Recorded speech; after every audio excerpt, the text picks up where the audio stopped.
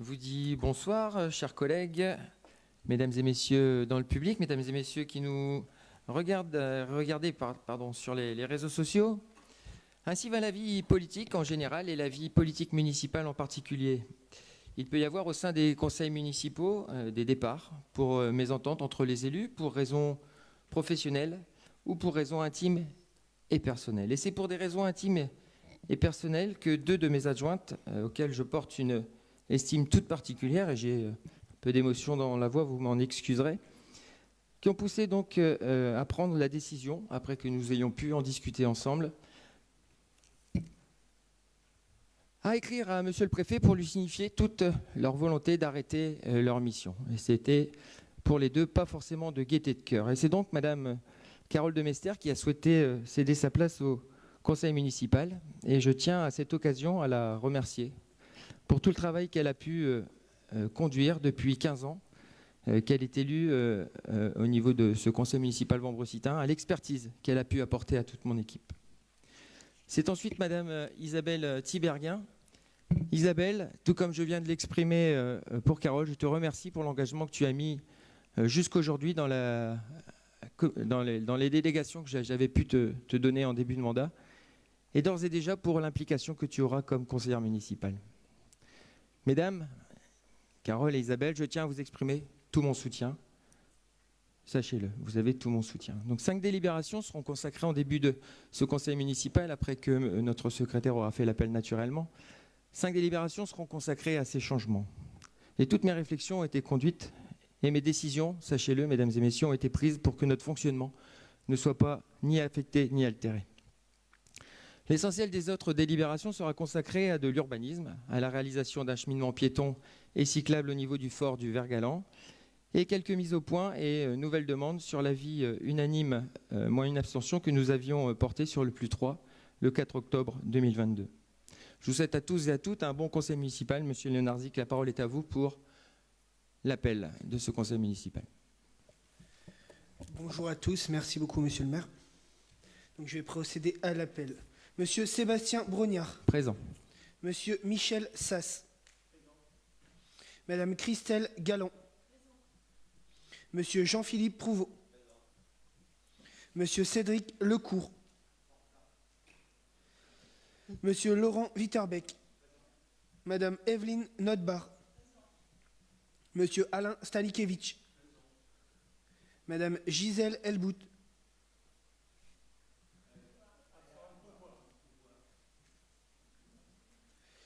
Madame Danielle Chuffard-Lepé. Monsieur Jean-Michel Barbary. Monsieur Michel Mesmac. Madame Véronique Orman. Madame Isabelle Tiberghien.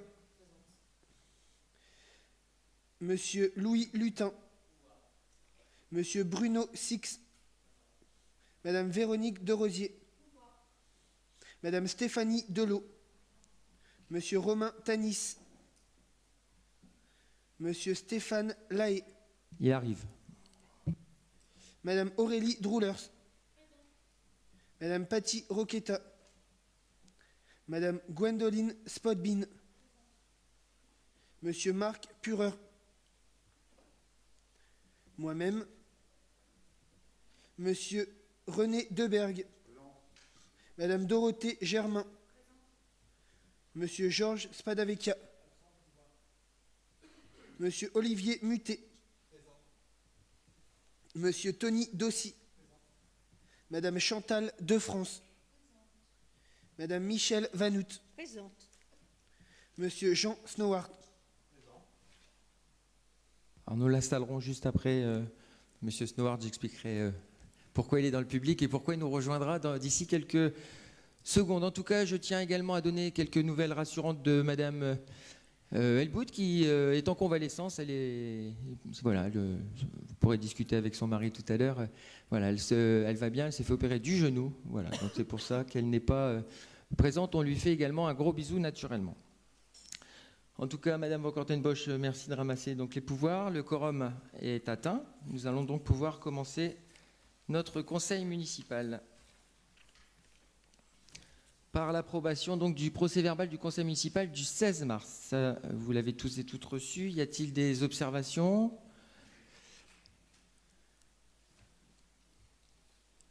Y a-t-il donc, je vais le mettre au vote. Je vais attendre que Madame Van Kortenbosch se rassoie. Excusez-moi.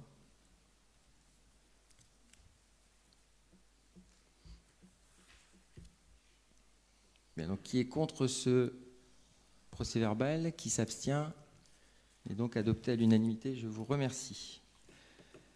Donc je le disais il y a quelques instants, donc Madame Demester a démissionné donc du conseil municipal, si bien que et donc sa démission a été actée par Monsieur le Préfet, et il convient donc de la remplacer au sein du conseil municipal.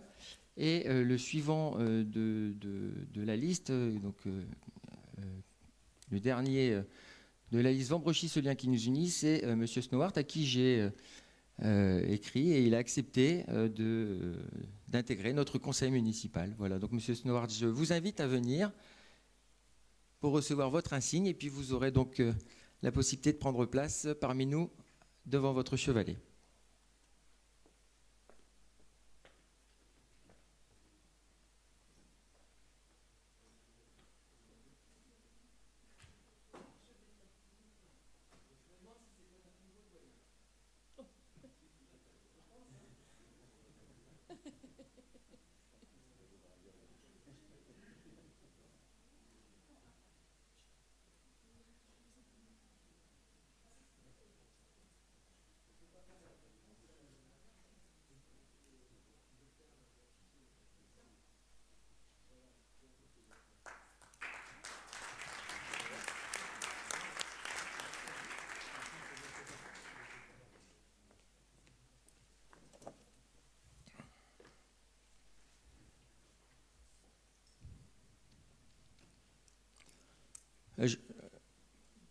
Là, genre, du coup.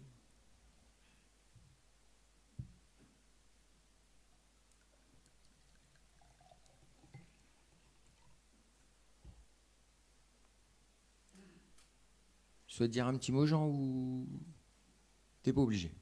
Je t'ai pris au dépourvu. Un petit détail quand même. Quand tu m'as posé la question, je dirais... Oui. Quand tu m'as posé la question, j'ai été à court de... J'avais pas de voix, je dirais. Est-ce que c'est bien? Est-ce que je m'incline? Est-ce que je fais? Et finalement, le fait de ne pas avoir de voix, je dirais que ce n'est pas le but ici.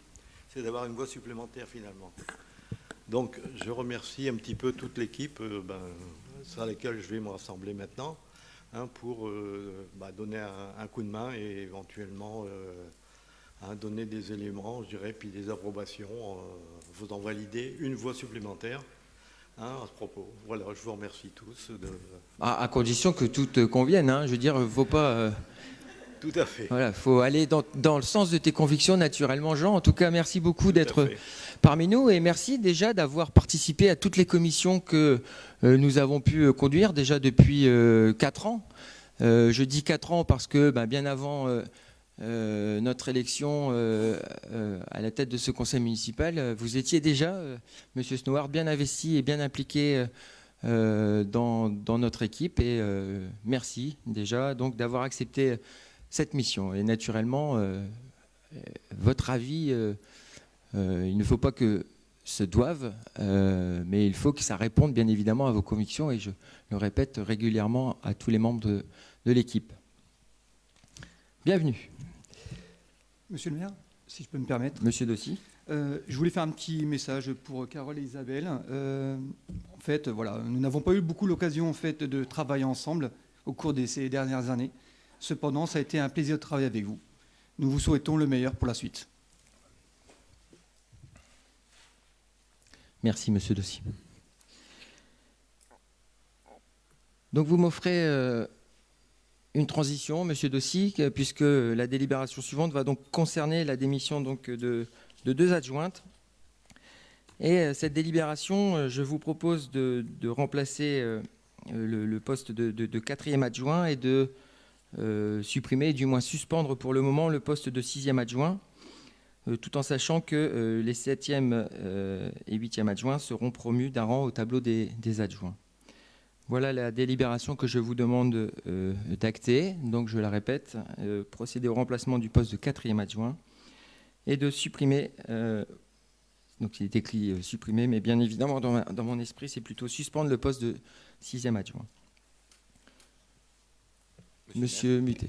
Oui, je vous remercie. Juste savoir comment vous justifiez la suppression justement d'un des deux postes, quelles sont les raisons Alors la et raison, le remaniement, j'imagine, derrière Alors, aussi la déjà- certaine de délégation. Merci pour votre question. La raison déjà c'est qu'il y a Madame Tiberien qui est dans notre équipe, donc déjà par respect pour elle, je n'ai pas voulu la remplacer comme ça, c'était d'un commun accord. Ça c'est la première chose. Deuxième chose, nous allons recruter quelqu'un à la communication et j'attends le recrutement de cette personne pour pouvoir mettre en place l'adjoint. La question est très bonne, hein, mais en fait tout est une réflexion et puis après il va falloir qu'on discute aussi dans notre équipe pour voir qui souhaiterait éventuellement prendre le poste de ce 6e adjoint du coup. Donc a priori, nous serons appelés à nouveau à revoter pour un nouvel adjoint ou adjointe. Voilà. Ah, ça sera obligatoirement Oui, une un adjointe. adjoint, oui. Une adjointe. Voilà. Ou pas, hein, monsieur Muté. Ou pas, hein. Mais là, moi, si vous voulez, dans mon esprit, effectivement. Alors, donc, qui est contre cette délibération? Qui s'abstient? D'accord, merci. Ah, Romain. Bonjour Romain. Bonjour monsieur Tanis. Très bien, donc ainsi voté.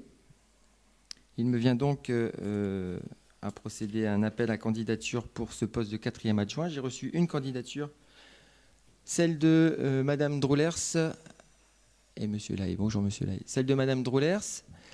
Y a-t-il d'autres candidatures qui souhaitent s'exprimer pour ce poste de 4e adjoint? Non. Alors Madame Droulers, vous aviez souhaité prendre la parole pour exprimer le pourquoi de votre candidature. Tout à fait. Merci, Monsieur le maire, de me laisser intervenir. En lien avec les délégations que vous m'avez confiées dernièrement, j'avais évoqué en effet ma candidature au poste d'adjointe suite au remaniement des délégations et au départ de Madame de Mester. Voilà. En tout cas, avant d'aller plus loin, permettez-moi de revenir sur le passage de relais de délégation avec Madame de Mester. Je tiens à la remercier sincèrement pour ses années de travail sur les délégations petite enfance, enfance, jeunesse, école et comité des jeunes. La bienveillance et l'expertise de Madame de Mester a permis de faire évoluer la ville dans ses politiques auprès des enfants et des familles tout au long de ces années, avec toujours beaucoup de respect et d'engagement, et je tenais à le souligner. C'est pour moi un honneur de reprendre ces délégations que vous me confiez. Je vous remercie pour la confiance qui m'est accordée et je vous assure de mon plein engagement. Déjà au travail, je m'efforcerai à poursuivre les politiques engagées depuis le début du mandat, et notamment le développement de notre relais petite enfance, la création d'un lieu d'information petite enfance, le suivi et l'adaptation du projet éducatif de la crèche durant ces 2 phases de rénovation, et la tenue de nos centres de loisirs et mercredis récréatifs de qualité avec des équipes investies tout en gardant une bonne maîtrise budgétaire. L'essor de notre comité de soutien aussi est important et je le souhaite engagé, citoyen, représentatif et reconnu. Voilà, je compléterai avec une programmation culturelle d'accompagnement à destination de la petite enfance, l'enfance, la jeunesse et les familles, des ateliers et conférences autour de la parentalité, car derrière un enfant, il y a aussi un parent à soutenir et à accompagner, et une meilleure signalétique des bâtiments dédiés pour faciliter le parcours des Vendrecittains et des nouveaux Vendrecittains. Des nouvelles délégations en cohérence avec les délégations gouvernance et citoyenneté que vous m'aviez déjà confiées, qui permettent d'ouvrir nos politiques aux avis citoyens et de travailler avec les partenaires de notre ville, et ici en particulier la Caisse d'allocation familiale, la protection maternelle et infantile et le département. C'est pour ces raisons, et forte de mon engagement, de ma volonté à réaliser pour notre ville et nos habitants, que je présente ma candidature au poste d'adjointe au sein du conseil municipal de Vambrechy. Je vous remercie. Donc merci Madame Droulers. Vous l'avez dit, effectivement, vous aviez reçu délégation de ma part d'une partie des délégations de Madame de Mester. J'avais laissé à Madame de Mester, lorsqu'elle m'avait informé de sa volonté de démissionner, la PMI, et je vous avais confié une partie de ces délégations, à savoir l'enfance, l'enfance jeunesse et la parentalité, et j'avais dans le même temps confié à Monsieur Prouveau tout ce qui était inhérent aux affaires scolaires. Donc il en restera ainsi, si toutefois vous recueillez naturellement les suffrages permettant donc de recueillir, enfin, les suffrages vous permettant d'être adjointe. Voilà. Donc, concernant, voilà, bah écoutez, on va du coup, Madame Van Kortenbosch, pouvoir procéder au vote. Alors le vote va se passer de la manière suivante.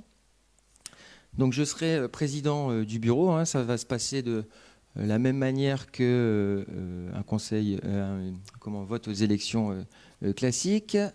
Monsieur, donc le secrétaire du coup sera Monsieur Léonard Zic, si vous le voulez bien. J'ai proposé à Monsieur Debergue d'être assesseur pour que les minorités soient représentées, et je propose à Monsieur Snowart, nouvellement arrivé dans notre conseil municipal, d'être assesseur aux côtés de Monsieur Debergue. Très bien. Alors donc du coup, monsieur, vous pouvez aller vous placer si vous le voulez bien. On va y aller tous les trois, mais je vais expliquer un petit peu rapidement aux personnes qui nous regardent sur les réseaux comment ça va se passer. Monsieur Léonard Zic fera l'appel des conseillers municipaux qui iront voter. Et pendant tout le temps du vote, mesdames et messieurs, nous allons donc couper le son pour... donc il y aura à peu près 20 minutes d'attente. Excusez-nous pour cela. Voilà. Donc on se retrouve d'ici 20 minutes, à peu près.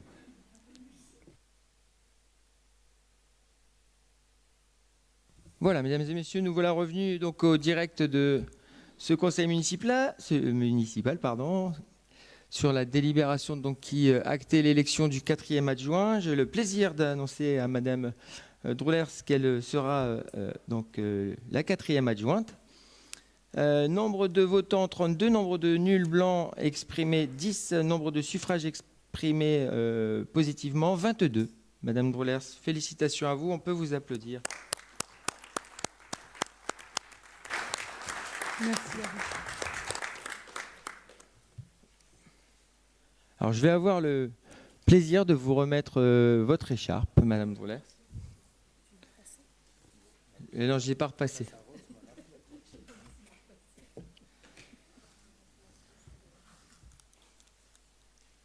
Alors.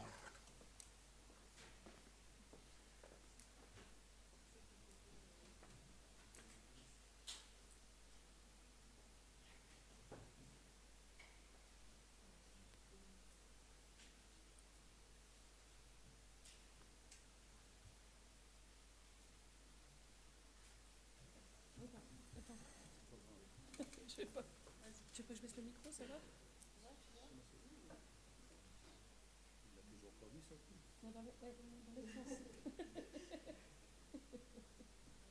Si, c'est bon, c'est bon. Mais de l'autre côté.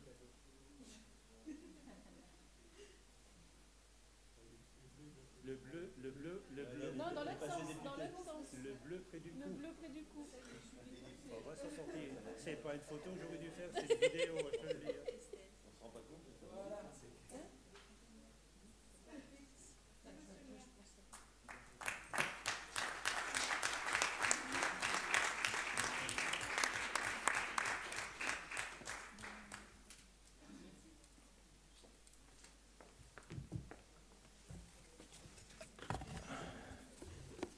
Alors j'en profite également, puisque nous avons donc une nouvelle adjointe qui peut prendre sa place. Donc Madame Droulers, je vous invite à prendre votre chevalet et à venir ici, donc entre Madame Notbar et Madame Galland. Et prendra votre place Madame De Rosier, donc, qui deviendra conseillère déléguée. Et ça, je le présenterai donc ensuite, donc, qui sera donc au plan communal de sauvegarde et à la représentation de Vambrechy lors des célébrations commémoratives extérieures. Voilà, donc on va, si vous le voulez bien, déplacer le chevalet de Madame De Rosier, qui se trouve à côté de Monsieur Snowart, et le mettre donc à la place. Parfait.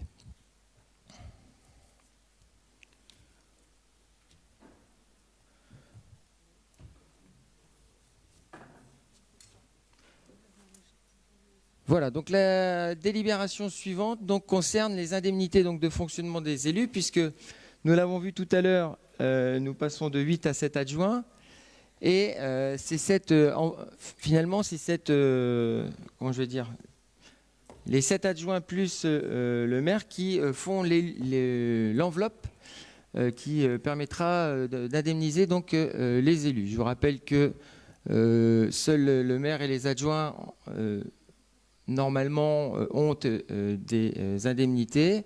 Nous avions choisi en 2020 que les conseillers municipaux délégués et les conseillers municipaux également auraient une indemnisation. Ce que je vous propose de poursuivre avec l'enveloppe qui est allouée non plus à 8 adjoints mais à 7 adjoints. Donc nous allons nous prononcer maintenant sur le pourcentage donc, qui sera alloué aux élus. Et je vous propose pour ce faire les pourcentages que vous pouvez voir sur l'écran qui se trouve derrière moi. À savoir un pourcentage de 61,87 pour le maire, le pourcentage maximum étant de 65%, celui qui avait été voté en 2020 était de 62,10. Le premier adjoint, 20,50 en lieu et place des 27,5 qui étaient possibles. Les 27,5, c'est également la même chose pour du deuxième au septième adjoint et je vous propose 16%. Les conseillers municipaux délégués, 8,51% et les conseillers municipaux, 0,65%.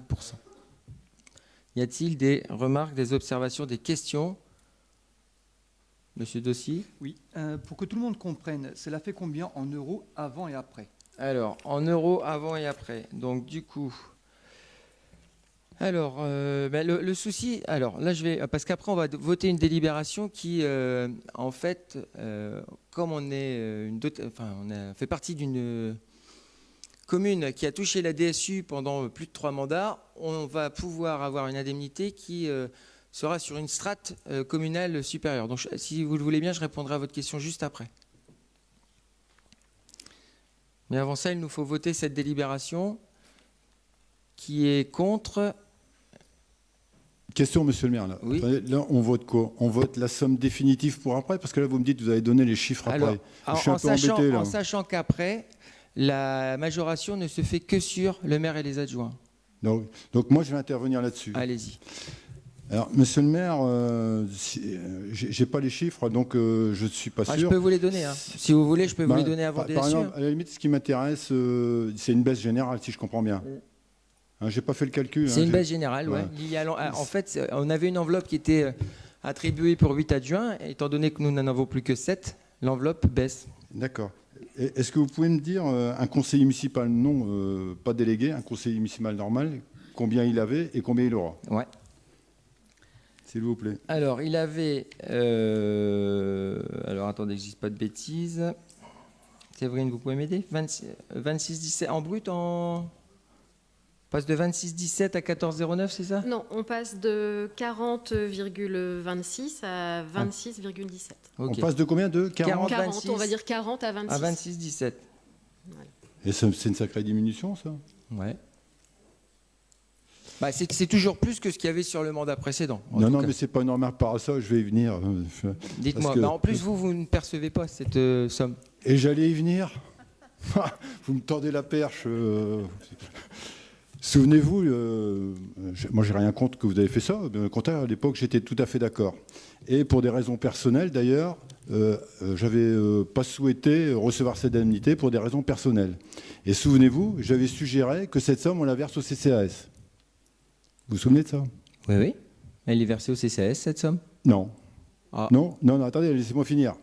On m'a répondu à l'époque que c'était pas possible. Bon, j'ai acté administrativement, donc rien de mal, c'est la vérité, bon, c'est tout.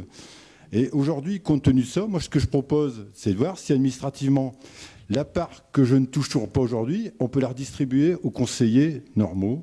Ma part, ça me ferait plaisir qu'on la partage avec eux. En tout cas, nous, notre groupe, il est d'accord. on Et peut ça pas. m'étonnerait que vous soyez contre. Non, mais je suis pas contre, mais on peut pas en fait. Vous êtes sûr? Vous êtes sûr? je C'est pas vois le CCAS. Hein. Je vois la mine déconfite de Madame. Ah, je sais pas, Elle va encore faire une moi je la poche. trouve bien, elle sourit. Là. Alors, dans la délibération, ce qui est certain, c'est qu'on doit quand même indiquer l'ensemble des conseillers municipaux. Après, il faudrait que je voie avec la préfecture si on peut voilà, répartir cette indemnité aux autres conseillers. Ben, moi, je trouve que ce serait sympa, ça me ferait plaisir, Mais notre groupe aussi. Et j'espère des doutes, que hein. les gens en face, si c'était possible, ils seraient d'accord aussi. Par les temps qui courent, c'est pas mal. Ça représente peut-être un ticket de bus pour monter dans le bus, j'en sais rien, mais bon, voilà. C'est mon souhait. Eh Je ben, me écoutez, renseignerai si auprès de on la peut l'exaucer, préfecture. nous l'exaucerons, Monsieur Debergne. Vous me direz quoi. Merci Très bien. beaucoup de m'avoir écouté. Je vous en prie. Donc, qui est contre? Qui s'abstient? 2 abstentions. 3, pardon, 4. 4 abstentions. Alors, la délibération suivante donc, concerne justement ce dont je parlais tout à l'heure, la DSU, dotation de solidarité urbaine et de cohésion sociale. Donc, nous l'avons touchée au cours des 3 exercices précédents. Et donc, elle permet de passer à une strate supérieure de 20 000 à 49 999 habitants, offrant la possibilité au maire de toucher 90% de l'indemnité brute, de l'indice brut de la fonction publique, c'est ça, hein, Séverine? Et au premier adjoint, et aux 7 adjoints, 27,5%. Voilà, si bien que donc je vous propose d'acter donc le fait que le maire donc toucherait 85,67%, le premier adjoint 24,60% et les 6 autres adjoints 19,20%.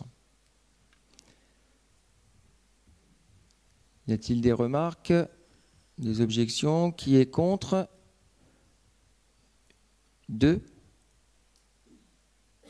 contre ou 1 contre, Monsieur Dossi? 2 contre. Qui s'abstient? 1, 2 abstentions. Merci. Alors, nous allons donc passer au... Vous m'avez pas répondu, monsieur le maire. Ah oui, bah si, j'ai répondu, puisque ça ne change rien, puisque la majoration n'est que sur le maire et les adjoints. Le montant de quoi, vous voulez savoir? Pour moi? Ou pour vous? Pour moi? Oui, avant. Et les Alors, adjoints. Séverine, Et dites-nous. les adjoints, évidemment, aussi. Séverine. Donc, les conseillers municipaux, je vais vous donner des chiffres arrondis parce que sinon, avec les virgules. Donc, les conseillers municipaux avaient 40 € et sont à 26. Les conseillers municipaux délégués étaient à 362, passent à 342. Les adjoints, alors pour deuxième à septième adjoint, ça devait faire donc 786, ça passe à 772. Le premier adjoint, il y a 14 € d'écart, donc 990, donc ça faisait 1004, c'est ça. Et pour monsieur le maire, 3448 actuellement, et donc avant 3460. Brut. Brut, tout ça est en brut, bien sûr. Voilà. D'autres remarques, questions? Très bien. On passe donc à la délibération suivante qui concerne, et je vais laisser la parole à Monsieur Sass, l'état du personnel 2023, un modificatif. Donc c'est une toute petite modification. Hein. Maintenant, depuis quelques années, nous vous donnons un état du personnel modifié à chaque fois. Mais là, c'est juste pour répondre à un besoin des services de recruter un technicien principal de 2e classe à temps complet. Donc, comme il est indiqué, c'est pour le service d'urbanisme. Donc, automatiquement, nous avons modifié le tableau en conséquence. Y a-t-il des questions, Madame de France? Il s'agit d'un remplacement, du remplacement d'un agent C'est-à-dire que qui là, a oui, quitté, c'est oui. d'accord. Merci. C'est un remplacement. Ok. Qui est contre cette délibération? Qui s'abstient? Merci. La délibération suivante, j'en parlais en préambule, concerne donc l'accomplissement d'une volonté que nous avions de sécuriser le cheminement piéton entre les 2 parkings de la cantine sur la route de Verlinghem jusque le parking du Fort du Vergalan. Donc il nous faut pour cela céder une parcelle à la MEL, la Métropole Européenne de Lille, la parcelle cadastrée section A numéro 704, nous permettant du coup à la MEL de réaliser ce cheminement piéton et cyclable. Et donc, à noter que la ville prendra en charge la pose de mâts d'éclairage public ainsi que la réfection de clôture qui sépareront le cheminement de la pâture qui est actuellement loué à un éleveur. Donc vous avez à l'écran le plan de réalisation de ces travaux, et pour plus de clarté, je vous propose ce plan avec des images prises d'avions réels. Donc vous voyez le cheminement jaune part donc de ce parking de la cantine pour aller finalement à l'entrée du Fort du Vergalan pour sécuriser donc le cheminement piéton et cycliste donc sur cette voie. À l'avenir, nous demanderons à la MEL de prolonger ce cheminement vers Verlinghem. Aujourd'hui, une partie du terrain est à cheval entre Ventbrochy et Verlinghem, ce qui nous empêche de réaliser cette voirie, mais nous allons travailler d'un commun accord avec monsieur le maire de Verlinghem, de manière à ce que nous puissions, en collaboration avec la MEL, réaliser donc ce petit morceau de 200 mètres qui permettrait finalement d'éviter ce virage à l'entrée du Fort du Vergalan. Y a-t-il des questions, des observations sur monsieur Deberg? Bon, tout d'abord, c'était déjà une idée à l'époque de Daniel Jansens avec toute l'équipe d'envisager de le faire, et je pense que c'est une bonne chose. Par contre, il y a un truc qui m'interpelle. Lors de la réunion de commission, j'avais posé la question, qui prend en charge les travaux? On m'avait dit la MEL. Et là, j'ai cru comprendre que clôture et tout ça, ça serait nous. Voilà, c'est ma remarque. Alors, j'y avais répondu exactement ce que j'ai dit, monsieur Deberg. Les travaux sont à la charge de la MEL, et on vous avait bien expliqué que les ganivelles, c'est ça qu'on dit, des ganivelles, seraient posées à la charge de la commune, déplacées pour éviter que les bovins puissent aller sur ce... J'ai pas bien entendu. Voilà. Non, c'est ma remarque. Bon, c'est pas la question, mais je me souviens pas l'avoir entendu. Je me souvenais qu'on a dit, c'est la MEL, point, sans rentrer à cet état-là. Mais bon, c'est tout, hein, c'est comme ça. Mais je fais la remarque parce que je l'ai pas entendu. Bah écoutez, ça a été dit. Il n'y a rien de dramatique, hein, non, mais je dis simplement que je ne l'ai pas entendu. Pas de problème. Il y a Madame Germain. Je réfléchissais. Il n'y a pas moyen de prolonger ce chemin jusqu'au rond-point qui permettrait de faire le lien avec le chemin de halage? Alors la question est très bonne, on se l'est posée naturellement. Le souci, c'est qu'aujourd'hui, ce chemin, cette route, elle est bordée de fossés. Et aujourd'hui, les parcelles qui sont de part et d'autre de ce chemin ne sont pas communales. Là, l'avantage de là où est réalisé le chemin, ça peut aller vite parce qu'il est communal. En revanche, pour aller vers le chemin du halage, effectivement, là aujourd'hui, il faut faire des acquisitions de terrain pour pouvoir réaliser ce chemin d'une part, et d'autre part, il faut aller dans les fossés. Et ça, la MEL n'aime pas trop. Alors, si j'ai bien compris, il devrait y avoir une voie verte le long de la voie de chemin de fer. Est-ce que le lien avec le chemin de halage pourra être fait à un moment ou à un autre par la voie verte? C'est notre demande, Mme Germain. C'est notre demande. Là, aujourd'hui, c'est à l'étude. Je vous dis, il y a deux problèmes. Le premier, c'est les acquisitions de parcelles, et deux, c'est les fossés. Oui, ça j'ai bien compris, mais le fait de permettre aux cyclistes de prendre un bout de voie verte pour ensuite rejoindre à un moment ou à un autre un autre endroit, je ne sais pas encore, pas forcément justement par ce rond-point-là, par un autre espace. Voilà, y réfléchir pour créer ce lien qui manque vraiment, de manière à pouvoir exploiter correctement le Fort Vergalan ensuite. Parce que je pense que c'est le but aussi derrière. Tout à fait, mais je vous dis, là, aujourd'hui, les parcelles ne sont pas à la ville. Si on avait des parcelles à la ville, ça serait beaucoup plus simple.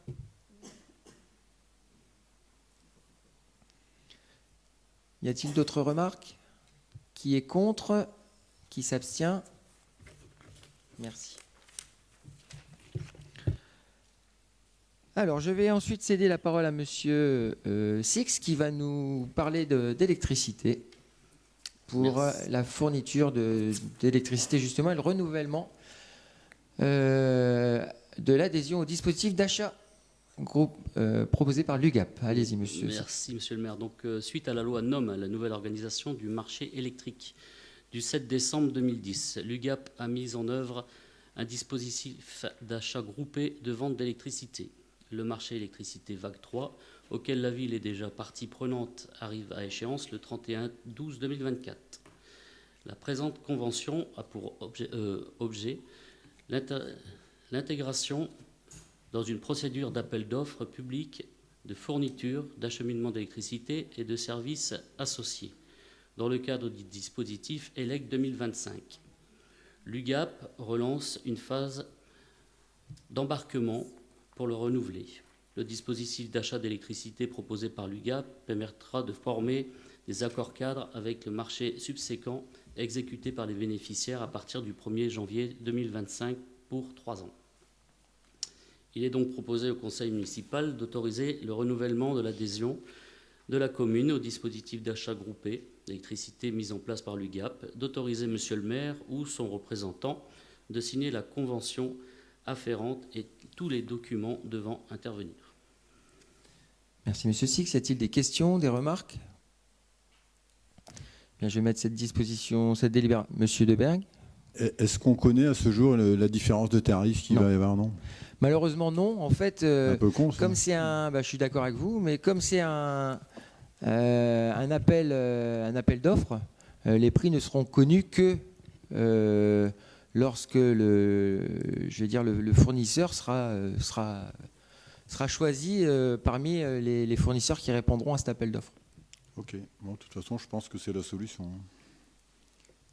Qui est contre? Qui s'abstient? Merci. La délibération suivante sera présentée par monsieur Sass, concerne l'attribution de subventions.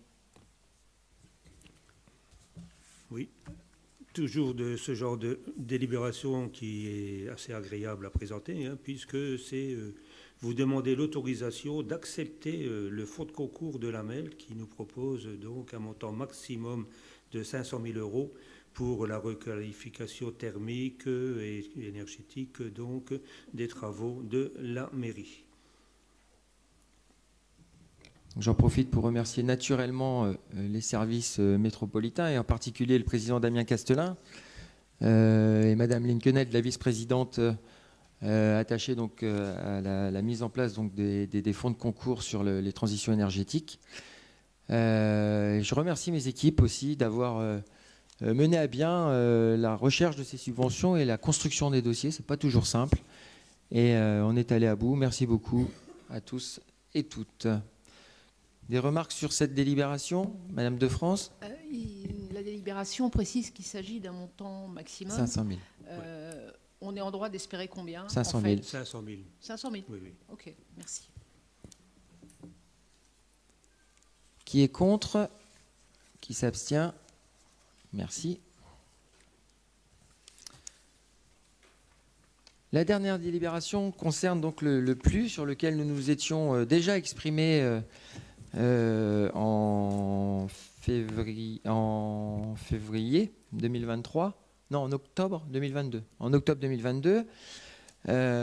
Donc nous nous étions tous exprimés sur ce plan local d'urbanisme qui avait été construit donc par nous en collaboration avec les services de l'AMEL naturellement. Pourquoi aujourd'hui nous devons nous reprononcer sur ce PLU? Parce que le PLU va devoir être acté en conseil métropolitain définitivement.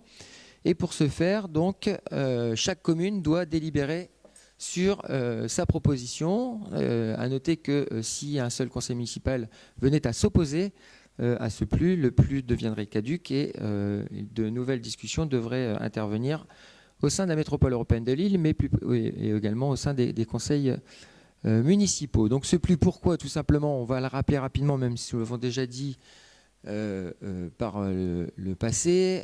Nous avions 85 communes avec 11 PLU. Le PLU 3 vise à ne faire qu'un seul PLU pour ces 95 communes.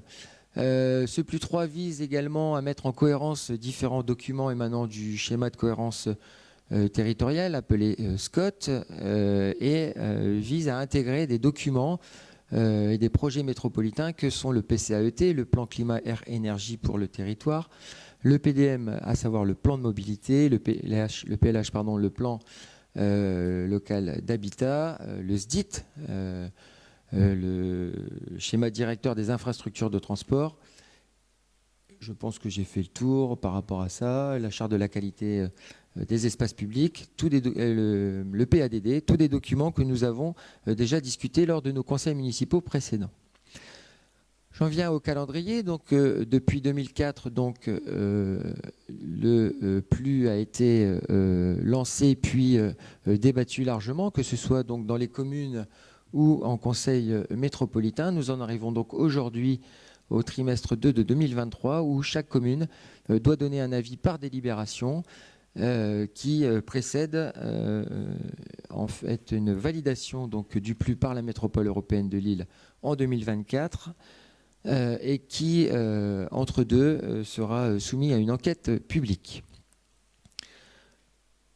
Concernant Vambrechy, je vais vous présenter donc 6 points sur lesquels nous nous sommes efforcés de réfléchir de manière cohérente pour répondre à tout ce projet métropolitain.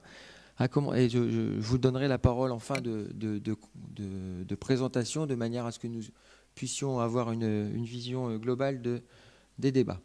Donc le premier point sur lequel je souhaite intervenir, c'est une parcelle que vous connaissez tous et toutes, puisqu'elle se situe à côté du stade, du terrain synthétique, du terrain de boule, des salles de tennis. Et c'est une parcelle qui est aujourd'hui à vocation développement économique, puisqu'elle, principalement, puisqu'elle accueille sur ces terres l'entreprise Fribois. Je dis à vocation économique exclusivement non, parce que le PLU 2 avait acté sous l'ancienne mandature que la moitié de ce terrain était en zone constructible et l'autre moitié en zone à vocation économique. Sur ce terrain apparaît également une surface réservée qui avait été réservée par l'ancienne municipalité, appelée S11 sur la diapositive, la petite diapositive qui se situe tout à gauche.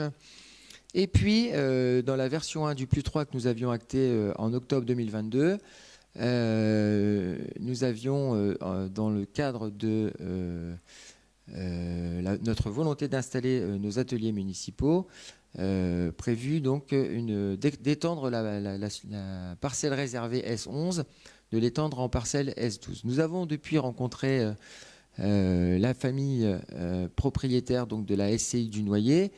Nous avons discuté ensemble et nous avons trouvé des accords sur une parcellisation donc, telle qu'elle était par le passé en zone d'un côté constructible, appelée zone UVC4 en jaune sur la vignette qui se trouve à droite. Donc cette zone UVC 4.1 sera située à l'ouest de la parcelle. Et puis une zone UEP, donc à usage public, sur lequel nous prévoyons toujours donc d'installer nos ateliers municipaux, et nous avons la volonté d'unir, de fusionner les parcelles S11 et S12. Et j'en profite ici pour remercier les propriétaires de cette parcelle de toutes les discussions que nous avons pu conduire ensemble pour trouver cet accord. Effectivement, on n'a pas forcément arrivé tout au bout de nos discussions, mais le gros de l'affaire a été bien discuté et bien consensuel en tout cas. Et merci à ces personnes donc, qui sont dans le public pour les discussions que nous avons pu avoir, toujours très riches. Voilà, et donc effectivement, on a un peu de mal à se repérer sur ces plans, et c'est pour ça que je vous propose à l'écran donc une vision comme tout à l'heure vue donc du ciel, avec en jaune une parcelle de 7200 m² qui sera donc dédiée à l'urbanisation, un projet urbain, une parcelle en rouge qui est réservée au propriétaire de la ferme, à l'exploitant de Fribois, mais qui ne restera dans son habitation. Une parcelle verte en haut de 2200 m², donc qui est la zone réservée S11, et puis une parcelle de 5800 m² en bleu, donc sur laquelle nous souhaiterions y implanter nos ateliers municipaux. Voilà la présentation donc de ce premier point. Avant donc de passer au deuxième point qui concerne la modification du plan de stationnement que nous souhaiterions en vue de l'arrivée du futur tramway dans le cadre du schéma directeur des infrastructures de transport. L'objectif... Si je peux me permettre, Monsieur le maire, sur la slide juste avant, oui, en fait, le 5800 m², ça inclut la surface verte qui est au-dessus. Pardon. Voilà, c'est 5800, dont les 2200 surfaces vertes. Il n'y a pas de souci, j'ai fait une erreur en recopiant. Donc c'est bien donc s'il vous plaît, monsieur le maire. 3600 m² et 5800 m². Pardon. Oui. J'avais justement une question par rapport à ces deux surfaces. Les ateliers municipaux seront sur les 5800 m². Bah non, du coup sur les 3006. Puisque 5800 c'est l'ensemble. Et donc qu'est-ce qui est prévu sur les 2200 ? Alors, donc, mais qui sont réservés. Si vous me le permettez, j'aimerais répondre. Est-ce que vous pouvez noter ces questions? J'y répondrai tout à la fin, si ça ne vous ennuie pas. Donc, dans le prolongement de ce que je viens de dire, et donc l'arrivée future du tramway dans le cadre du schéma directeur des infrastructures de transport, donc on va avoir une offre de transport en commun qui va s'améliorer, et donc forcément un besoin de voitures qui devrait normalement être moindre. C'est pour ça que nous souhaitons travailler sur une diminution du nombre de places de stationnement sur une zone bien définie. Cette zone qui s'étend de la rue du Général de Gaulle, donc c'est la rue du Général de Gaulle, pour les personnes qui ne la connaissent pas, c'est cette rue qui se trouve en face entre l'église et la mairie et qui va vers la rue Aubert. Donc ça, c'est ce qui va mettre la limite finalement à l'est. Ensuite, nous avons l'avenue Saint-Pierre. L'avenue Saint-Pierre, c'est celle qui se situe en bas des entrepôts fribois, justement. Et puis à l'ouest, nous aurons donc la rue d'Ypres, qui remontera jusqu'à un cercle de 500 mètres. Qui correspondra finalement donc à une zone de transport à haut niveau de service. Donc que devais-je dire par rapport à tout ça? Voilà, donc ça ne concerne finalement que deux zones. Ça concerne la première zone, donc celle que je viens d'évoquer, la zone Fribois, qui sera avec un devenir constructible, et puis la zone de l'ancien Carrefour, qui elle aussi accueillera prochainement, je l'espère, des logements. Quand les permis de construire seront purgés de tout recours, les travaux pourront commencer. Donc voilà ces deux zones concernées par un passage de secteur 2 en secteur 3. Et me direz-vous, et je pense que la question sera légitime, quelle est la différence entre le secteur 2 et le secteur 3 ? Donc je me permets de vous mettre à l'écran la définition des secteurs tels qu'ils seront émis au plus 3. Donc vous avez 6 sectorisations qui dépendent de la surface de plancher. Donc si vous avez une surface inférieure ou égale à 160 mètres de plancher, donc vous pouvez regarder, vous avez une place par logement minimum pour un secteur 0, une place par logement minimum pour un secteur 0.1, secteur 1, 2, 3, une place par 80 mètres carrés de surface plancher de logement. Et pour le secteur 4, une place par 80 mètres carrés de surface plancher au minimum. Concernant les surfaces de plus de 160 mètres carrés, pas de changement pour les secteurs 0, 0.1 et 4. En revanche, il y a un changement pour les secteurs 1, 2 et 3. Pour le secteur 1, nous aurons une place pour 70 mètres carrés de surface plancher. Pour le secteur 2 qui nous concerne, nous aurons une place pour 50 mètres carrés de surface plancher. Et pour le secteur 3, nous aurons, ce qui nous concernait, nous aurions une place pour 40 mètres carrés de surface plancher. À titre d'exemple, je veux bien l'illustrer sur le projet Carrefour, puisque le projet Carrefour est en secteur 3 aujourd'hui et demande 184 places de stationnement. Cette délibération actée, le plus 3 acté, nous passerions donc en secteur 2 avec 163 places de parking, si bien que nous aurions beaucoup plus de places qui seraient données au végétal, puisque ces places de parking seraient remplacées par des espaces verts. Voilà concernant donc la modification de plan de stationnement. Le point suivant concerne la création d'un PAGAG. Alors qu'est-ce qu'un PAGAG, me direz-vous, Madame de France? C'est un périmètre d'attente de projet d'aménagement global.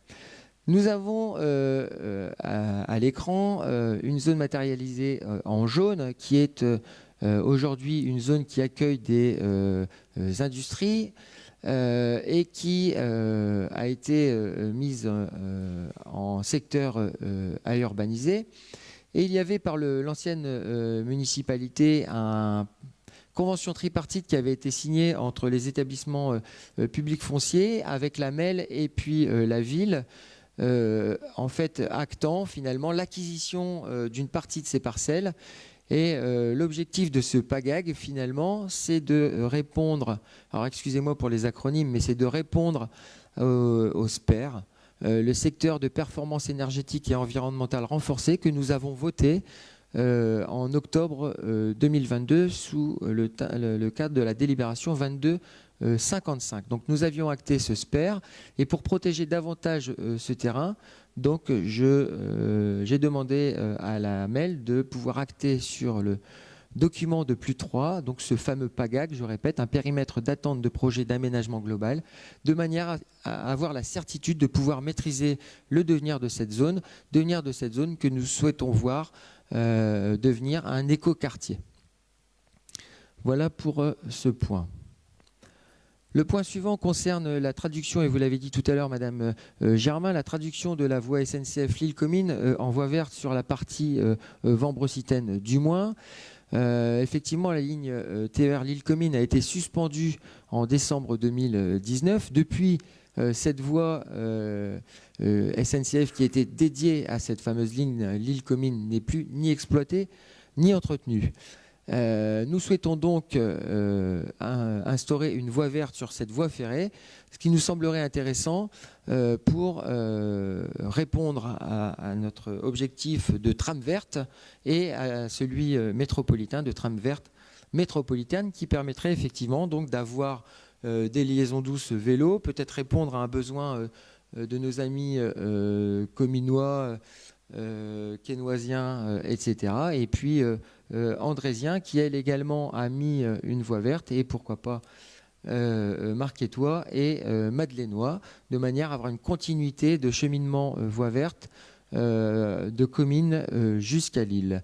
Toujours est-il qu'aujourd'hui, il faut le savoir, nous n'avons pas forcément la main sur cette demande puisque des ententes sont aujourd'hui réalisées entre la MEL et la région pour pouvoir étudier le devenir justement de cette voie. Mais en tout cas, la ville de Vambrochy émettrait, en tout cas si vous actiez, si vous donniez un avis positif à ce plus, demanderait donc, après étude, le passage d'une voie verte sur cette ancienne ligne Lille-Comines, du moins pour sa partie vambrocitaine.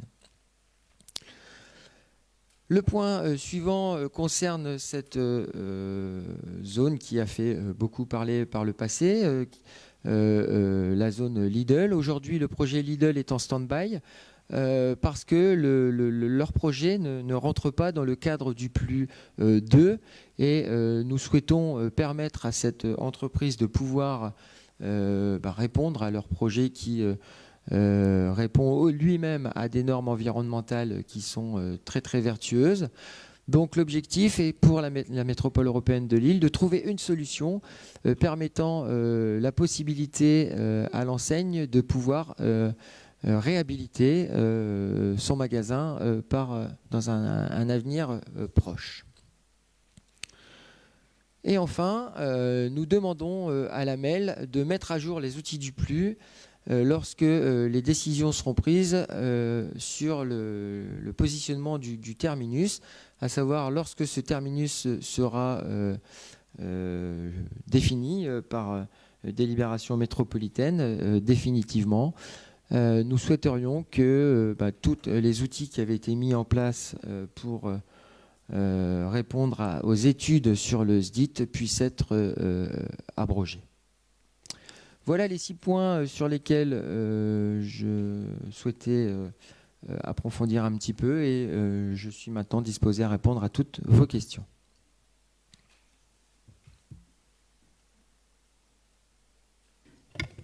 Monsieur le maire. Madame Germain. Je reviens tout de suite sur ma question des 2200 mètres carrés pour savoir pourquoi est faite cette réserve en fait. Alors cette réserve avait été positionnée par l'ancienne municipalité pour y construire des installations publiques, sportives, soit répondant à un besoin du club de pétanque, soit répondant à un besoin répondant au club de football, ou soit les deux. Donc l'objectif de cette réserve, c'est de maintenir ces projets qui avaient été émis par l'ancienne municipalité. Parce que j'avais cru comprendre il y a longtemps que le boulodrome pourrait se déplacer. Alors, et pour quelle raison? Se déplacer ou être agrandi. Aujourd'hui, si vous voulez, pour quelle raison le club de pétanque... Alors, je peux laisser la parole à monsieur Prouveau, ou s'il le souhaite, ou je peux continuer sur ma lancée. Je continue sur ma lancée. Le club de pétanque, effectivement, c'est aujourd'hui un club qui fonctionne très très bien, qui a un nombre de licenciés qui est très conséquent, qui a de très bons résultats, mais qui aujourd'hui a des installations qui sont pas isolées. Il se chauffe au fioul. Et l'objectif, ça serait de répondre, à leurs résultats sportifs, et deux, de répondre à une contrainte aussi énergétique, puisque le fioul, c'est pas forcément ce qu'il y a de mieux, pour la santé des personnes, et deux, pour l'environnement. Toujours est-il qu'aujourd'hui, il nous faut que nos finances publiques puissent suivre, et dès que nous pourrons le faire, bien évidemment, nous nous attacherons à répondre à ce que nous souhaiterions de mieux pour le club de pétanque. Parce que sur le plan, on voit un chemin, il n'existe pas actuellement. On ne le voit pas là-dessus, mais on le voit sur le point 2. Là, il y a un tracé qui est en prolongement de l'avenue Foch qui passe devant la ferme Fribois. On voit un tracé. Qu'est-ce que c'est que ce tracé? Est-ce que c'est une réalité ou ça n'existe pas? Jaune ou verte? Bleu. Bleu. Sur l'autre schéma, sur celui qu'on a reçu nous. Oui, vous avez tout un tracé le long en prolongement de l'avenue Foch. C'est quoi ce chemin qui arrive jusqu'à Sam-Nord, là, donc le bâtiment là. De l'avenue Foch qui longe la ferme de Monsieur Dufourny? Oui. Et en fait, c'est son entrée. Oui, mais au-delà, dans la partie bleue, il y a un trait qui se poursuit. Ça veut dire que si vous faites un boulodrome là ou une extension, ce chemin-là pourrait être utilisé ou c'est pas possible, ou c'est pas le but? Pourquoi on voit ce chemin-là? Je suis la seule à l'avoir vu, peut-être. Ce chemin-là, je ne sais pas ce que c'est, Madame Germain. On ne le voit pas sur l'autre plan. Et l'autre plan, c'est un plan actualisé. Donc, est-ce que c'est une réserve en fait foncière qui a été mise en place? De quoi vous parlez, Monsieur Muté? Du chemin bleu, là? Oui. Alors des fois sur les tracés, on peut avoir des réserves, notamment pour les futures voies ferrées ou de futurs équipements qui sont préfigurés. Non, elles sont en rouge, les réserves. Elles sont en rouge. Donc... Je pense que c'est juste une limite de parcelle en fait au cadastre. C'est une délimitation de parcelle. Ouais, ça doit être 3 parcelles. Vous avez la parcelle où c'est écrit zonage UEP. Après, vous savez, le cadastre, c'est des fois fait de manière assez ambiguë. Benjamin, vous avez peut-être une réponse à apporter sur ce point-là? Vous parlez bien du coup des 2 traits qui sont au-dessus des pointillés rouges, c'est ça? C'est bien une parcelle cadastrée, en fait, c'est juste un découpage. C'est-à-dire que c'est exactement la même chose que vous voyez, c'est-à-dire les jardins des maisons qui sont sur la gauche, rue d'Ypres, en fait. Vous voyez les traits sur la gauche? C'est vraiment les limites parcellaires, c'est-à-dire les parcelles cadastrées. C'est une superposition du zonage du plus sur le cadastre, en fait. Donc ça n'a strictement aucun lien avec le zonage, en fait. Y a-t-il d'autres questions? Madame de France. Alors, puisqu'on est sur ce secteur-là, moi, je souhaiterais parler de la partie à urbaniser et savoir un petit peu quel est le projet en termes de nombre de logements, mais aussi en termes de logement social. Alors, donc, en termes de nombre de logements, là, aujourd'hui, je ne peux pas vous répondre. Ça sera l'architecte qui discutera dans un premier temps avec la ville, avec les propriétaires, avec la MEL.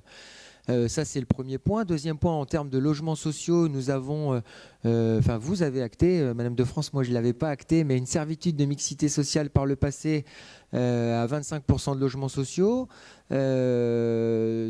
Donc nous resterons, ça avait été confirmé au mois d'octobre au niveau du +2, donc nous resterons sur cette servitude de mixité sociale, sans en déroger, pas plus, pas moins.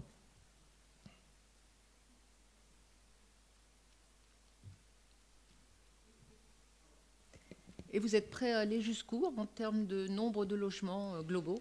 Là, aujourd'hui, ça dépendra, je vous dirais, ça dépendra de la densité.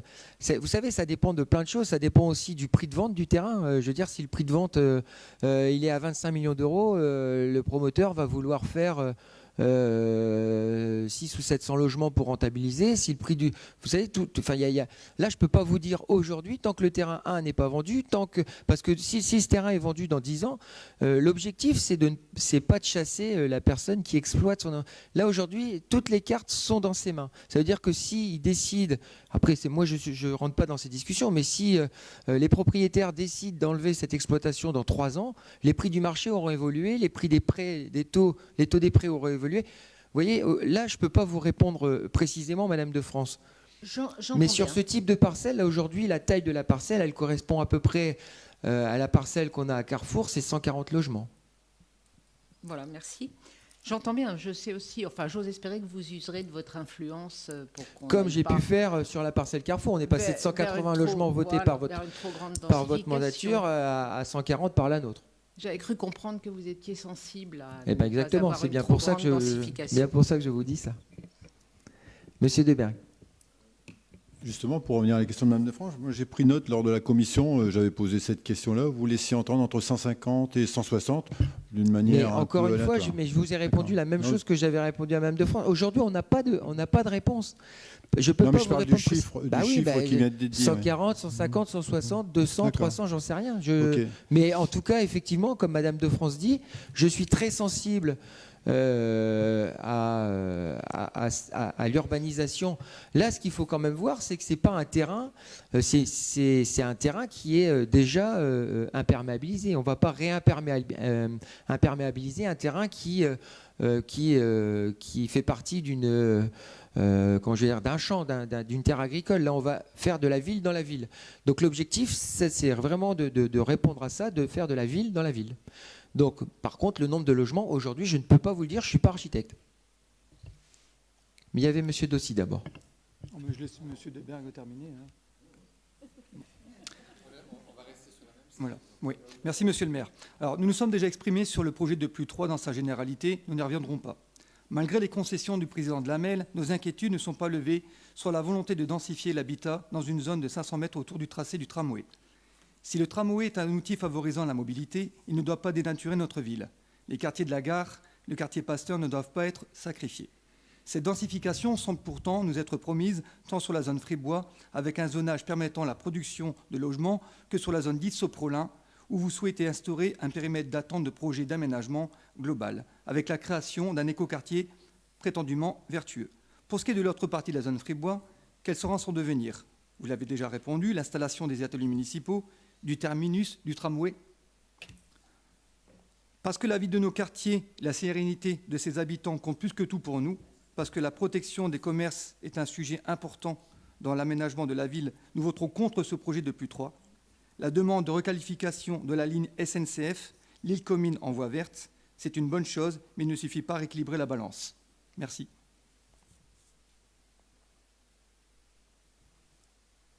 Ok, bon, je vais apporter une petite réponse quand même malgré tout. Bon, vous aviez voté pour au précédent, donc c'est pas cohérent, mais bon, à la limite, c'est pas grave en soi. Par contre, vous me parlez du terminus du tramway sur la zone Fribois, mais pas du tout. C'est une interrogation. Bah écoutez, on a délibéré, Monsieur Dossi.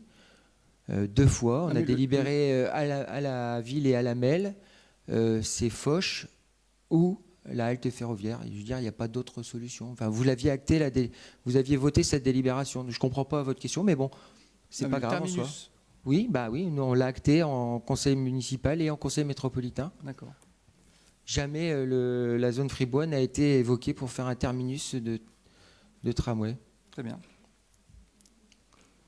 Monsieur Muté. Ouais. Ah, il y avait Monsieur Deberg d'abord. Ah, mais... Merci. La question qui se posait effectivement, mais en fait j'ai une partie de la réponse à l'instant, mais dans cette optique, il n'y a plus donc d'arrêt de terminus potentiel sur ce site, en tout cas au regard du... Mais il n'y a jamais eu je comprends pas, il n'y a jamais eu de possibilité de... Donc, mais vous c'est pour ça que je aviez... dis qu'on a eu une partie de la réponse. Enfin, ma question principale n'était pas sur ce sujet-là, pour le coup, je changeais de support. C'est concernant le stationnement. En fait, l'extension du stationnement, question purement technique, cette extension de zonage et donc cette diminution des ratios concerne uniquement les nouveaux projets. Oui. Alors, en fait, si vous voulez, vous avez vu ce que je vous avais présenté tout à l'heure, c'est que ce zonage dépend des surfaces planchées.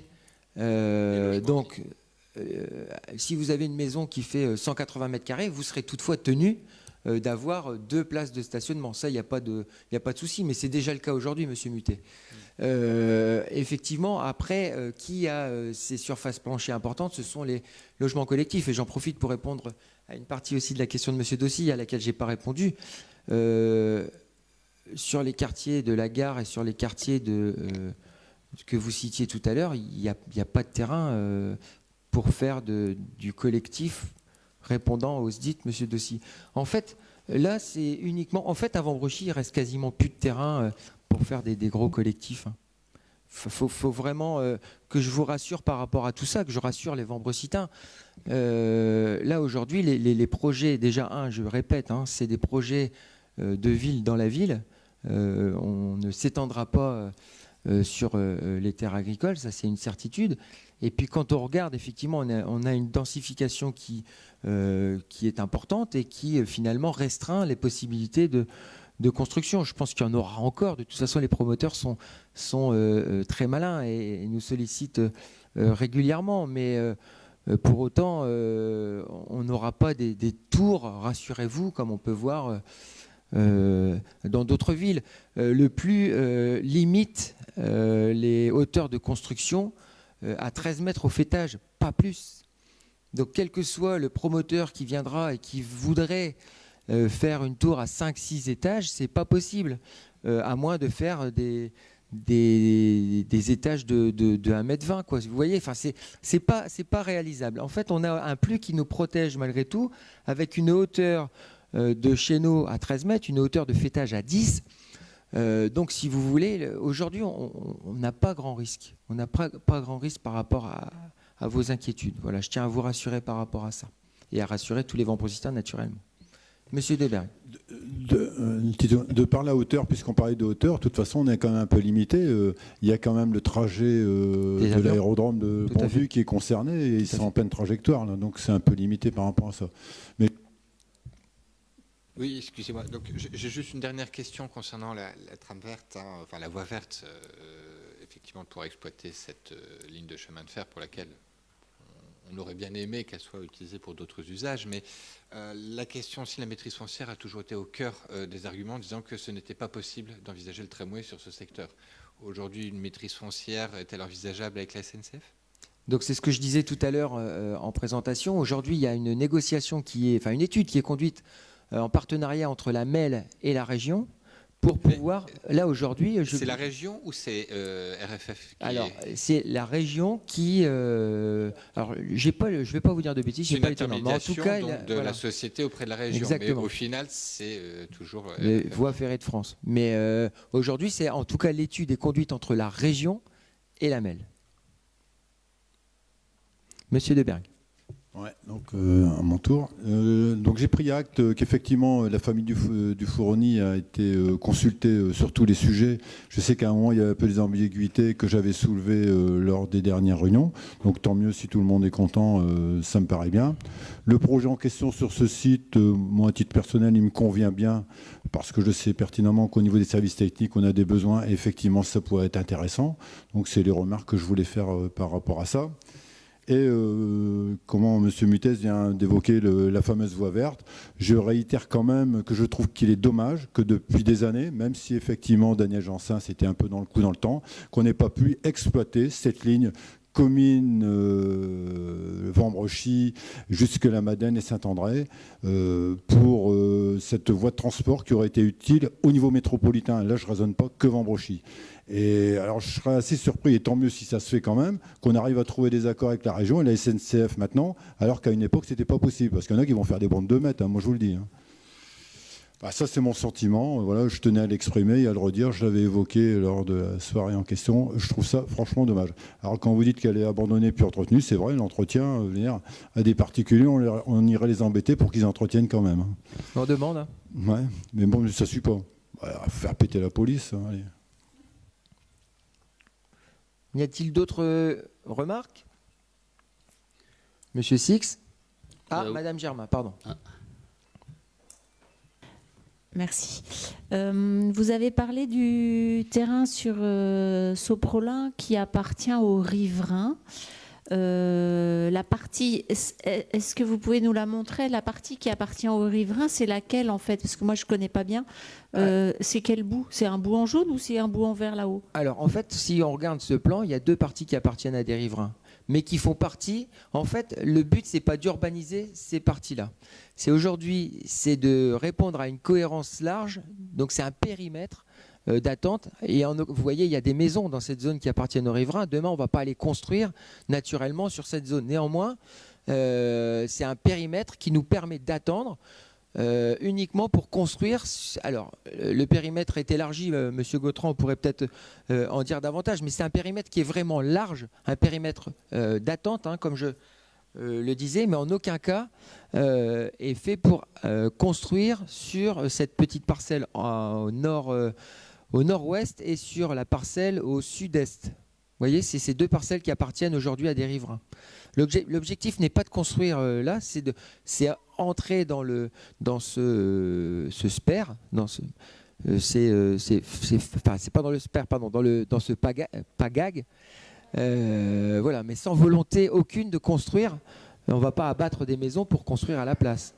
Non, mais j'étais même pas en question de construction ou pas construction. En fait, la question que je voulais poser, c'est est-ce qu'aujourd'hui les riverains sont au courant que leur terrain ne va plus être entretenu par la ville? Parce qu'effectivement, eux devaient le faire au départ. Est-ce qu'il y a eu des échanges avec les riverains pour bien leur prévenir? Puisque c'est écrit dans nos textes. Oui, bien sûr. Est-ce qu'ils ont bien été informés de cette décision de la mairie? En fait, si vous voulez, ce terrain, oui, il y a eu une discussion avec les riverains qui a eu lieu lors de la réunion publique au niveau du tramway. Et il a été acté le fait que les riverains ne souhaitaient pas rétrocéder cette parcelle à la ville. Voilà, donc à partir du moment où les riverains ne souhaitent pas rétrocéder cette parcelle à la ville, Madame Germain, je ne vais pas aller entretenir votre jardin, les employés municipaux ne vont pas aller entretenir votre jardin, il n'y a pas de raison qu'on aille entretenir le jardin du privé. Voilà, c'est aussi simple que ça. Monsieur, je sais que vous l'aviez évoqué lors de la réunion de commission, mais aujourd'hui, les riverains, ils sont conscients qu'il n'y a plus d'entretien à l'heure qu'il est aujourd'hui? Écoutez, je vous avoue que je n'ai pas discuté avec eux, non. Je ne sais pas. Parce que là, ils vont. Bon, s'ils nous écoutent, il y en a qui regardent. Oui, mais après, je me tiens à leur entière disposition pour pouvoir répondre à leurs questions. Il n'y a aucun souci là-dessus. Mais encore une fois, effectivement, moi je trouve délicat de faire intervenir nos services publics sur des parcelles privées. Non, mais on peut comprendre. Hein, c'est parce que bon, il y a l'historique, il est ce qu'il est, les ambiguïtés qu'il y a pu y avoir à un moment. Effectivement, avant on l'entretenait parce que c'était comme ça. Puis au moment où il a fallu avancer pour éventuellement reprendre ça pour faire peut-être des nerfs de jeu ou n'importe quoi, ça a été un non. En tout cas, pas la majorité qui était d'accord entre eux. Donc, d'où la situation de maintenant. Hein. Mais je pense qu'il faut leur dire qu'à partir d'aujourd'hui, si ce n'est pas déjà fait, l'entretien, c'est à leur charge, si c'est ça que vous dites. Hein. Mais il faut leur dire clairement. Hein. Tout Et à là, fait. vous venez de le dire, de toute façon. Donc Bah ouais, voilà. voilà. Vous avez d'autres questions, remarques? Monsieur Six a souhaité prendre la parole. Oui, oui, oui. En fait, je prends la parole en faveur du groupe Vambrochy, ce lien qui nous unit, en fait. Monsieur le maire, mesdames et messieurs les élus, la présente délibération émettant un avis sur le plus 3 arrêté par le Conseil métropolitain du 10 février 2023 vient de conclure un travail engagé il y a maintenant 2 ans. Les échanges constants entre la ville de Vambrochy, la métropole européenne de Lille et nos partenaires ont été nombreux et à ce titre, nous saluons le travail de nos services permettant de valoriser la particularité de Vambrochy et de préparer l'avenir. Par cette délibération, nous nous inscrivons dans la continuité et la cohérence avec les délibérations précédentes sur le sujet de planification urbaine et de l'aménagement de notre commune. Le plus 3 intègre les politiques publiques qui concentrent des enjeux stratégiques pour Vambrochy. Pour ne citer qu'elles, nous pouvons mentionner le schéma directeur des infrastructures de transport, le SDIT, et notamment le futur tramway, ou encore le plan climat-air-énergie territoriale, le PCAET, qui permet de préparer Vambrochy pour demain. Le plus 3 tient également compte des spécificités de notre commune. Les espaces agricoles sont préservés. Les dispositifs de protection des espaces naturels ou paysagers sont étendus. 2 éléments qui concourent à la qualité du cadre de vie de nos habitants. Cette délibération tient enfin compte de l'avancement de nos projets, ce qui justifie les demandes d'ajustement qui sont exprimées auprès de la MEL. Vous le savez, nous sommes attentifs aux projets d'urbanisation sur notre commune. 2 demandes exprimées s'inscrivent ainsi en parfaite cohérence avec ces enjeux, à savoir construire la ville sur la ville par une intervention sur les espaces d'ores et déjà urbanisés et ainsi contribuer à l'objectif collectif du zéro artificialisation nette, la ZAN. Concernant le site Sopralin, nous savons que Vambrochy est un territoire attractif. Disposer d'outils permettant de maîtriser le devenir des lieux, donc l'instauration de ces périmètres d'attente de projets d'aménagement global, le PAPAG, pour y développer un écoquartier est un véritable plus. En ce qui concerne le site Fribois, nous saluons tout d'abord le dialogue avec les propriétaires du foncier.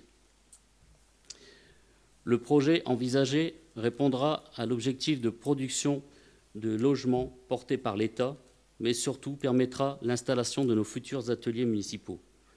L'environnement de nos agents des services techniques, voirie, espaces, verts, bâtiments, mais aussi logistique sera ainsi fortement amélioré en termes de sécurité et de confort du travail. Pour toutes ces raisons, notre groupe votera cette délibération. Merci, Monsieur Six. Mais écoutez, il me vient le temps de mettre au vote donc cette délibération qui, Monsieur Deberg. Ouais, donc avant de passer au vote, on va être tout à fait honnête avec l'ensemble des gens ici. Nous étions partis pour nous abstenir, eu égard à certaines zones pas très claires ou pas compréhensibles, que ce soit lors de la commission, où j'avoue j'étais présent et j'ai peut-être pas tout compris, les documents pas forcément très clairs, nous étions partis pour voter s'abstenir. Au vu des éclaircissements et des choses qui nous paraissent vraiment très bien pour l'avenir, on va voter pour. Je tiens à préciser ça, ce petit changement qui a eu lieu par rapport à ces explications qui a eu lieu ce soir et que vous avez pris en compte suite à l'intervention de Madame de France. Merci. Par écrit. Merci à vous. Qui est contre? 2 voix. Qui s'abstient?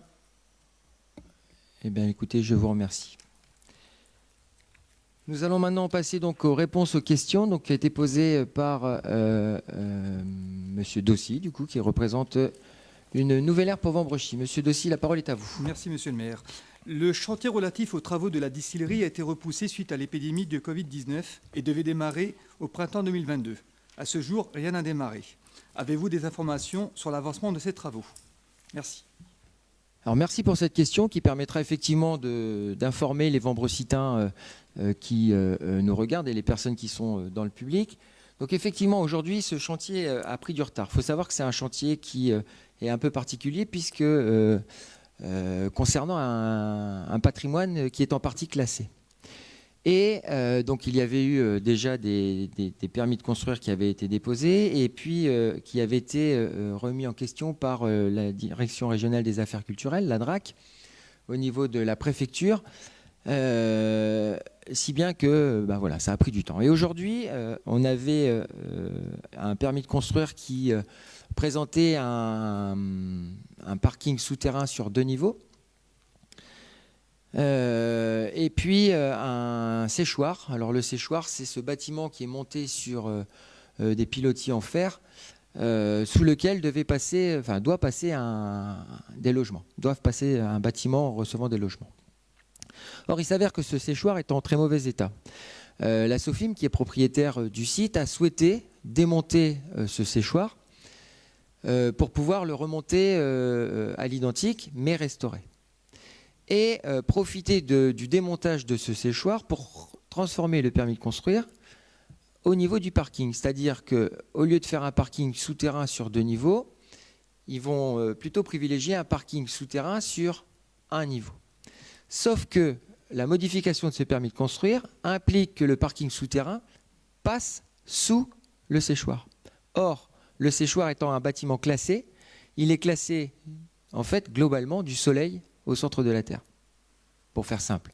Tout ce qui se situe sous le séchoir est classé patrimoine historique. Si bien qu'aujourd'hui, le permis de construire est en partie contesté par la DRAC parce que on touche au patrimoine historique de la commune, à savoir la volonté de faire un parking souterrain sous ce séchoir. Donc aujourd'hui, on a bon espoir, en tout cas la Sofim a bon espoir, vous me posez la question sur l'avancement des travaux, je peux vous proposer un calendrier. On a bon espoir d'un démarrage des travaux été 2023 pour une livraison des logements fin 2024, début 2025. Merci. Question suivante. Oui, sauf s'il y a des remarques, M. Deberg avait une remarque. Sa petite remarque, au niveau du fameux parking, à mon avis, ça devait être quand même compliqué d'aller creuser 2 étages en dessous avec la proximité de la DOD et d'un souterrain, non ? Je pense ils ont fait les études. Là, c'était, à mon avis, pour simplifier les choses. Ça me paraît curieux, mais bon, petite remarque. Peut-être aussi pour des raisons financières. C'est peut-être moins cher de construire un niveau que 2, M. Deberg. Ou surtout d'assurer l'étanchéité du garage en dessous.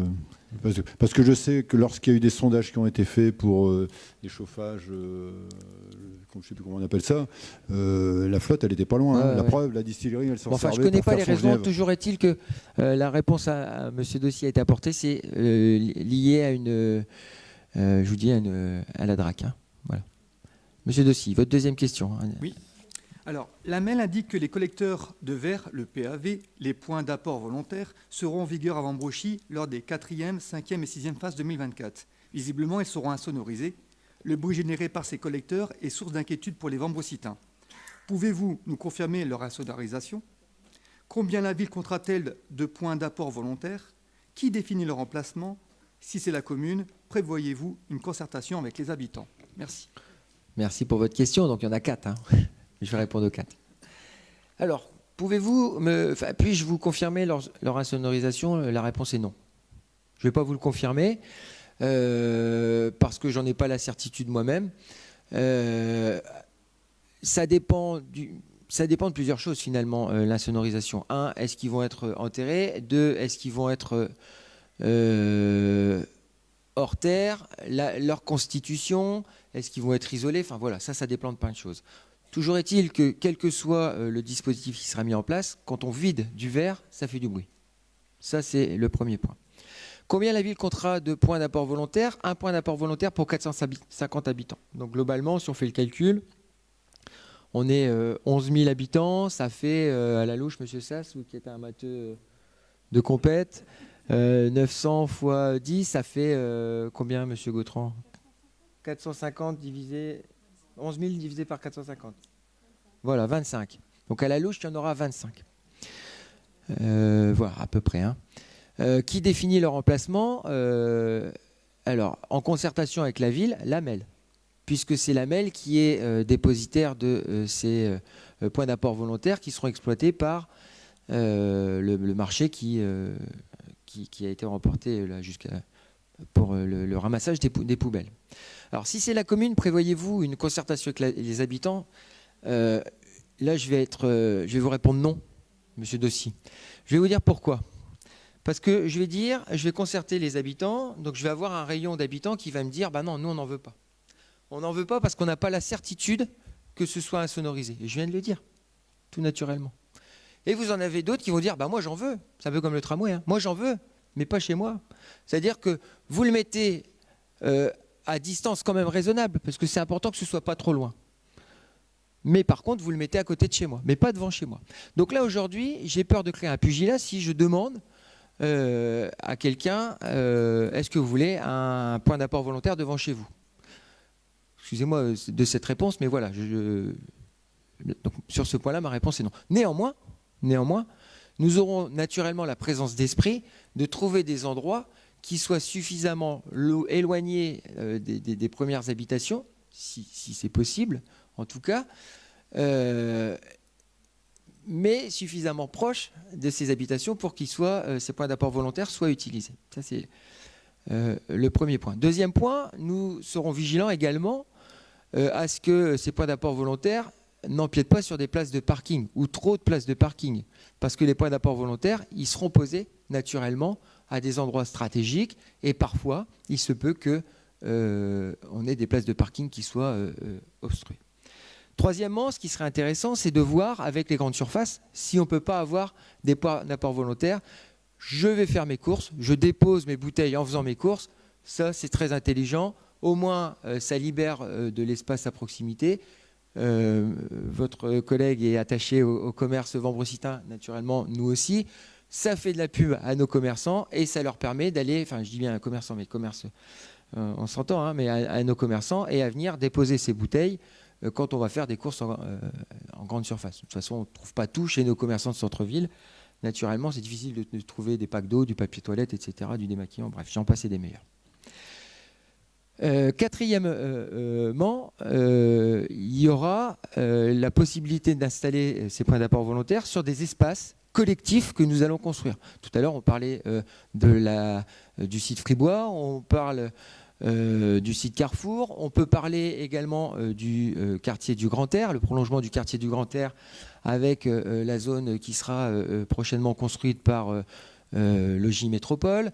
Monsieur Mutet est bien, il connaît bien cette situation.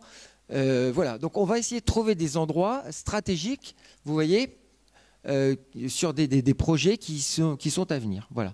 Donc non, je ne concerterai pas les habitants, mais vous pouvez compter sur moi et sur la commission, parce que ça ne sera pas un travail unilatéral, ça sera un travail de commission, pour pouvoir trouver, en collaboration avec l'AMEL, je le répète, des espaces qui soient les plus adaptés possibles et répondant aux besoins des vambrocitains.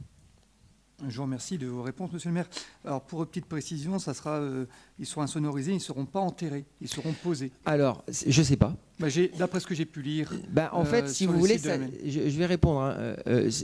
En fait, si vous voulez, sur les nouveaux projets, ce n'est pas gênant d'enterrer des points d'apport volontaire, puisque on construit, vous savez, une fois qu'on fait un trou pour enterrer l'eau, l'électricité et le gaz, on fait un trou pour enterrer des points d'apport volontaire. Ça, c'est pas gênant. Par contre, sur je vais prendre votre résidence.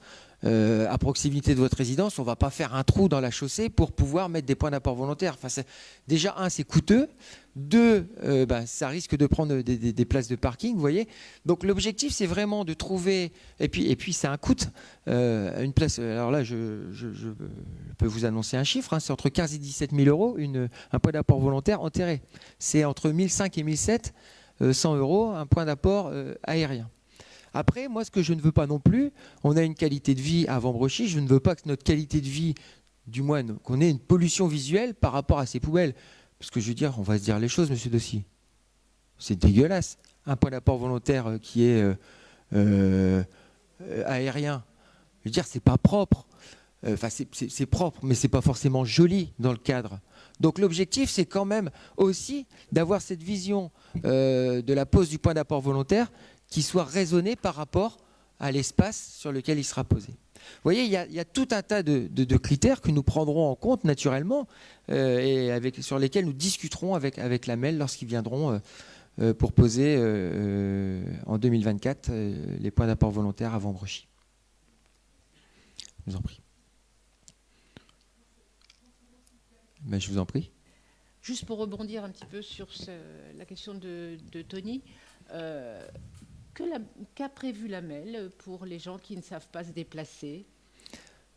Si elle a prévu comme les couvercles, le changement des couvercles. Alors, de poubelle, vous me tendez une perche et je vais la saisir, si vous me le permettez, Madame de France. Je suis d'accord avec vous. Et c'est une question qu'on pose régulièrement à l'AMEL. J'ai une réunion dans 15 jours et je la reposerai. Et c'est vrai qu'on n'a pas forcément la réponse. Ça, c'est par rapport à cette réponse. Maintenant, j'aimerais revenir sur les poubelles. Le changement de couvercle. J'aimerais dire aux personnes qui nous regardent, aux personnes qui sont dans le public, aux présidents d'associations qui sont dans le public, j'aimerais rétablir ce qui s'est passé. Alors, on a eu beaucoup de coups de fil à la mairie concernant les poubelles. Le 19 mars 2023, nous recevons un mail en mairie nous demandant de prévenir les Vambrecitains de sortir leurs poubelles. On est en vacances scolaires. De sortir leurs poubelles pour changer les couvercles. Non, nous on reçoit le 19. On communique tout de suite. C'est-à-dire que le 19 au soir, on met un post sur notre page Facebook. Je rappelle, Ville de Vambrechy, notre page Facebook. On met un message sur notre page Facebook informant que les Vambrecitains doivent sortir leurs poubelles le 21 au soir, soit 36 heures plus tard. Nous mettons cette communication dans la newsletter. J'invite d'ailleurs tous les Vambrecitains et Vambrecitaines qui nous regardent à s'abonner à la newsletter puisque nous avons quand même des infos qui sont pertinentes. En tout cas, celle-là, elle a été super pertinente puisque très efficace. Je me suis promené à vélo très vite le matin et les Vambrecitains avaient sorti leurs poubelles. Mon épouse m'appelle à 10h au matin disant « On a reçu un papier pour sortir les poubelles ». Elle m'avertit, 10h au matin. Après le passage du facteur, 10 ans, donc pour les personnes qui n'ont pas accès à l'Internet, 10 ans, il faut sortir vos poubelles. On écrit tout de suite à l'AMEL en disant « Écoutez, il faut être réactif ». J'ai mis ce courrier d'ailleurs sur les réseaux sociaux, vous avez peut-être pu le lire. J'ai une réponse de l'AMEL, une semaine après. Effectivement, il y a eu un bug dans la communication, il y a eu un culpa de l'AMEL. Bref, là où le bas blesse, c'est qu'aujourd'hui, il y a certaines poubelles, le couvercle a été changé et d'autres pas. La mienne, par exemple, n'a pas été changée alors que celle de mes voisins a été changée. Je m'interroge. L'AMEL nous répond, bah oui, certains couvercles ont été changés et pas d'autres, tout simplement parce que les couvercles que nous changeons sont faits pour des poubelles de moins de 15 ans. Les poubelles de plus de 15 ans seront changées complètement, pas que les couvercles. Voilà, donc j'informe les Vambrecitains qui nous regardent sur les réseaux, l'AMEL va changer les poubelles naturellement pour les personnes dont le couvercle n'a pas été changé. Cette année, ah bah, j'espère bien, monsieur Dossi, parce qu'on ne va pas laisser nos poubelles sur la voirie jusqu'en 2026. Oui, mais je le sais, Madame de France, je sais, mais la mienne est également sur le trottoir, dans l'espoir qu'on change ma poubelle. Alors, sur Grand Air, les poubelles ont forcément moins de 15 ans, puisque ça n'existait pas à l'époque. Il n'y a même pas la moitié des couvercles qui ont été changés. Bon. Et j'ai été le premier à la lettre, j'étais tout content, et pas les autres. Je vous ai pistonné, monsieur Miquet. Mais il y a un vrai sujet là-dessus, les gens s'interrogent parce que, avec notamment, et je remercie la question de Tony. Oui, mais moi aussi, cette question est... je veux dire, merci de l'avoir posée, parce qu'effectivement... et si vous ne l'aviez pas posée, de toute façon, je la donnais en information au départ. Donc, voilà. Donc voilà ce que je peux vous répondre par rapport aux déchets. Bien, bah écoutez, s'il n'y a plus de questions ni de remarques, nous avons purgé l'ordre du jour. Merci à vous tous et toutes d'avoir participé à ces débats. Je vous souhaite une bonne soirée. Le prochain conseil municipal a lieu le 9 juin. Nous désignerons donc nos candidats suppléants pour les élections aux élections sénatoriales. Alors je tiens à préciser que le vote des grands électeurs que nous sommes, donc il n'y a que le conseil municipal qui votera pour la ville de Vambrechy, donc est obligatoire. Voilà, je le dis. Il y a quelques excuses qui sont tolérées par la préfecture et pas par le maire que je suis, par le préfet. Voilà, donc oui, monsieur Deberg. Oh bon, à l'heure classique d'un conseil municipal, 19h. Voilà, donc je vous donne rendez-vous le 9 juin. Je vous souhaite une bonne soirée à tous et à toutes. Messieurs, dames qui nous regardez sur les réseaux, je vous souhaite également une bonne soirée. Je vous dis donc à bientôt.